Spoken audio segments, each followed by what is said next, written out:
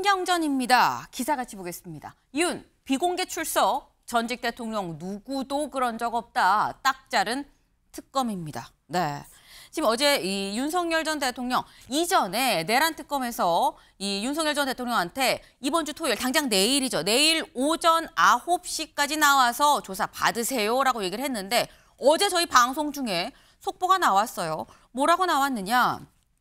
관련해서 윤석열 전 대통령 9시 말고 10시에 좀 나가겠다. 그리고 대신 비공개로 하겠다라고 얘기를 했습니다. 네. 근데 여기에 대해서 이걸 받느냐 안 받느냐가 관건이다라고 제가 어제 말씀을 드렸죠. 그런데 어제 박정 특검보가 이렇게 얘기를 했어요. 전두환, 노태우, 이명박, 박근혜, 노무현 전 대통령 어느 누구도 지하 주차장으로 들어온 사람이 없다. 출입 방식 변경 요구 이거 수용할 수 없습니다.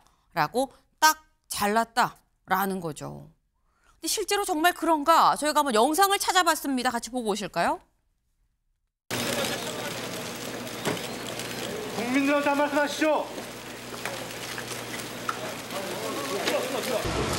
국민 여러분들에게 정말 송구합니다.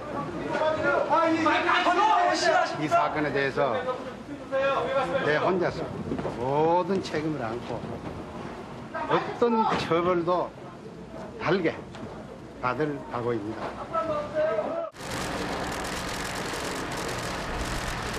왜 국민께 전통 없다고 말씀하셨습니까? 그냥 먹어본 일이 있어요. 신경을 좀 말씀해 주시죠. 다음에 하시죠. 검찰 수사에 섭섭한 부분이 있으십니까? 다음에 합시다.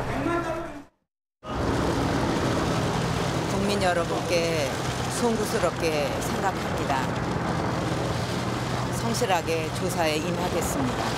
박 전 대통령님, 아직도 이 자리에 설 필요가 없다고 생각하십니까? 네.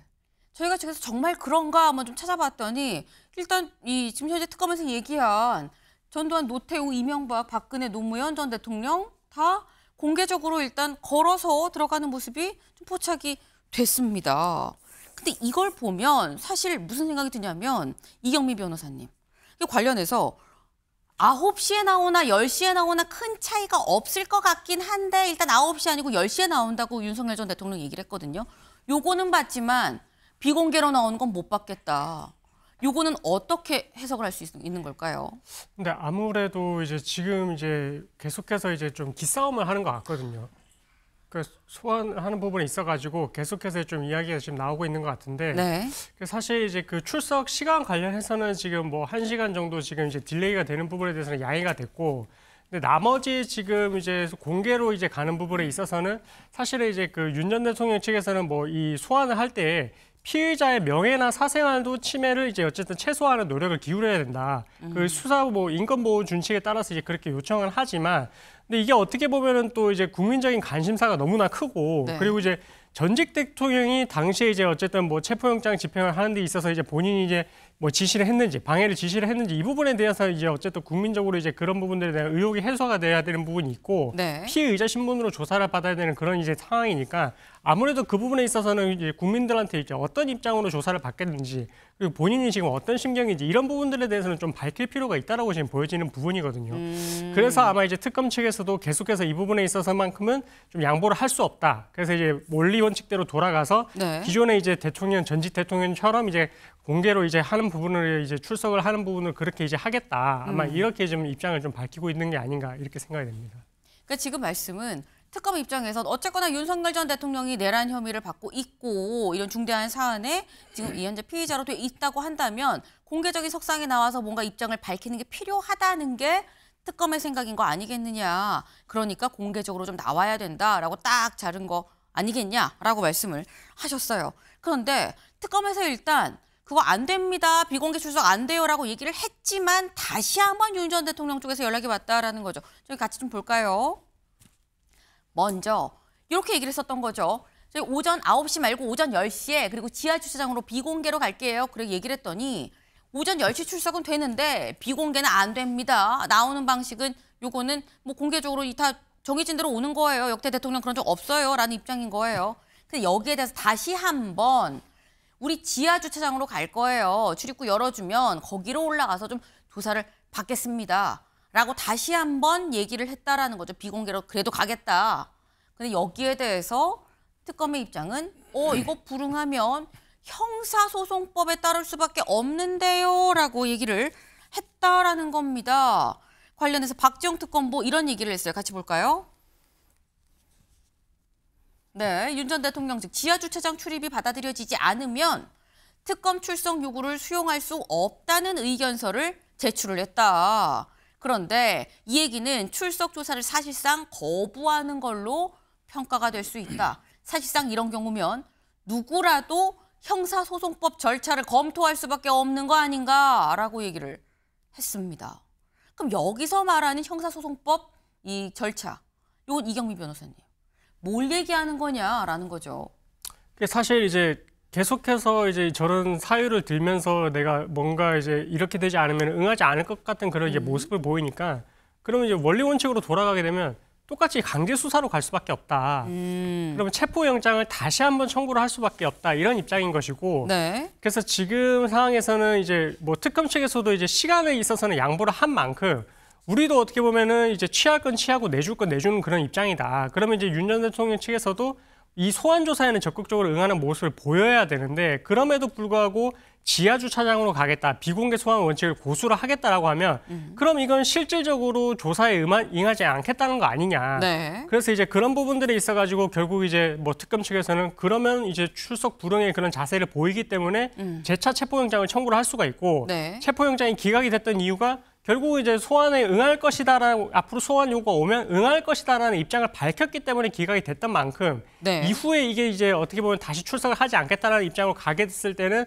특검 입장에서 더더욱 이제 체포영장을 청구할 수 있는 그런 명분이 쌓이게 되는 것이고 그럼 재판부 입장에서도 그렇게 됐을 때는 영장을 발부를 할 가능성이 훨씬 더 높아지는 게 아니냐 뭐 이렇게 좀 생각을 해볼 수 있을 것 같습니다. 지금 말씀은 형사소송법 절차를 따를 수밖에 없다라는 얘기인 즉슨 체포영장 발부로 원리 원칙대로 갈 수밖에 없다는 얘기 아니겠느냐. 지금 그 말씀을 하셨어요. 그런데 지금 말씀 중에 이 얘기가 나왔죠. 처음에 체포영장이 기각이 된 사유를 법원에서 뭐라고 얘기를 했냐면 소환 부르면 나온다고 하지 않았느냐라고 얘기를 했기 때문에 윤석열 전 대통령 입장에서는 나가지 않을 수 없는 상황에 놓여 있는 것 같은데 근데 최창렬 교수님, 그럼 윤석열 전 대통령 입장에서는 왜 계속 비공개를 고집을 하는 것인가? 지금 본인이 또 여기서 안 나가고 거부한다 그러면 정말 바로 영장이 발부될 수도 있는 상황인 거거든요. 근데 제가 보기엔 저건 하나의 명분 축적 같아요. 명분. 지금 출석에 응할 수밖에 없는 상황이잖아요. 왜냐하면 네. 체포영장이 다들 발부될 줄 알았는데 기각됐어요. 기각됐는데 그 의견서를 제출했으니까 일단 특검에서 부르면 가겠다는 의견서 때문에 제가 볼 때는 체포영장이 기각된 것 같아요. 법원에서. 근데 지금 이제 나갈 수가 밖에 없으니까 나간다고 얘기는 했는데 나갈 마음이 없는 거예요, 지금. 나갈 마음이 없기 때문에 자꾸 지하주차장을 고집하는 게 아닌가. 그러니까 어떻게 보면은 공개 때는 만약에 공개로 소환하면 난 불응하겠다. 네. 라는 생대로 보여요. 그래서 실질적으로 진정성 있게 내가 정말로 소환에 응해서 조사를 받겠다라는 게 없어요. 그리고 왜 제가 이 말씀 드리냐면 윤석열 전 대통령이 그동안의 과정을 보세요. 고위공직자범죄수사처 공수처 수사권이 없다. 그걸 계속 고집해왔고 절차의 문제를 제기해왔고 근데 결국 법원은 공수처가 수사권이 있다라고 판정을 내렸고 네. 체포영장이 발부가 됐는데 한남동 관저에 있을 때 말이죠. 근데 끝까지 체포영장을 집행을 저지하는 그런 메시지가 나왔다는 거 아닙니까? 그게 사실이라면 그거 대단히 중대한 범죄인데 아직 사실인지 아닌지 모르겠습니다만 근데 그러한 쭉 여러 가지 상황을 볼 때 저 부분도 사실상 응하지 않겠다는 생각이 아닌가. 그렇지 않고 저렇게 주차장을 들어가야 된다라는 게 지하 주차장을 말이 맞지가 않아요. 지금 특검의 얘기처럼 네. 현직 대통령 다 공개 소환했지 않습니까? 이제 와서 이미 공개됐는데 뭐 이미 공개된 거예요. 네. 날짜 다 공개됐고 일시 다 공개됐는데 그걸 저렇게 고집하는 거는 사실상 속내는 불응하겠다는 생각 아니겠는가? 저는 개인적으로 생각합니다. 지금 말씀은 아니 이미 나오는 시각 어디서 조사를 받는지까지도 다 공개가 됐는데 그럼에도 불구하고 자꾸 비공개를 요구한다는 얘기는 이건 나갈 생각이 없으니까 그러는 거 아니겠느냐라고 말씀하셨어요. 근데 어제 윤석열 전 대통령 측의 변호인죠. 송진호 변호사가 이렇게 얘기했습니다. 잠깐 들어보고 올까요? 특검팀이 비공개로 저희를 소환해야 한다고 생각을 하고 있습니다. 그 이후에 만약에 비공개로 소환하지 않으면 어떻게 할 것이냐에 대해서는 추후에 좀 더 변화인단이라 논의를 좀 해보겠습니다. 네, 지금 특검에서는 비공개 소환 받지 않고 있는 상황인 거죠. 공개로 나와라. 왜 비공개냐라고 얘기를 하는 건데 얘기는 계속 받아주지 않으면 어떻게 할지는 좀 더 논의를 해볼 필요가 있다라는 건데 이걸 좀 보겠습니다.